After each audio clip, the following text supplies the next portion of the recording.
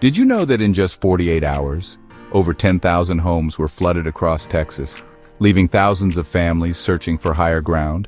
The numbers are staggering, but what's even more powerful is how people have responded. When disaster struck, the Texas community didn't just stand by. Instead, neighbors, friends, and strangers came together, showing a resilience that can only come from deep faith and a shared sense of purpose. Today, I want to share the incredible story of how prayer and togetherness are helping Texans find hope after the floods. The flooding, honestly, was devastating. Entire neighborhoods submerged overnight. I spoke with a woman who had to leave her home with nothing but her car keys and a prayer.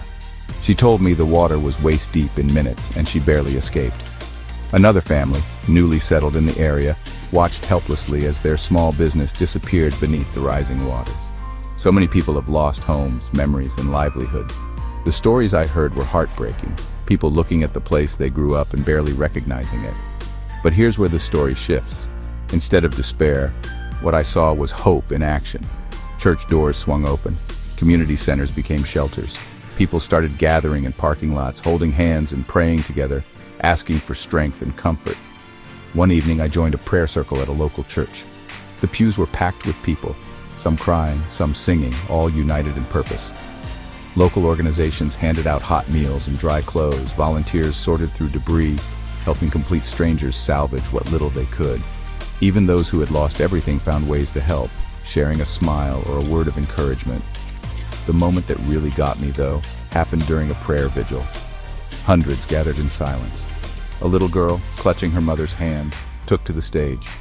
Her voice was shaky at first, but as she prayed for her neighbors, for comfort, for healing, for hope, the entire room seemed to hold its breath. When she finished, everyone erupted in applause, hugging, crying, and thanking God for bringing them together, even in darkness. That simple prayer from someone so young reminded everyone that faith can move mountains, and sometimes it can help move floodwaters too. In Texas, the floods took so much, but they couldn't wash away the spirit of community. People here are rebuilding, leaning on each other, and refusing to give up hope. Their resilience and faith are a reminder to us all. We're never truly alone when we choose to come together. So what about you? Have you seen your community come together in tough times? Share your experiences in the comments. I'd love to hear your story. And if you need a little more inspiration, check out my next video on the power of community resilience. Together, we can keep hope alive. One story, one prayer, one act of kindness at a time.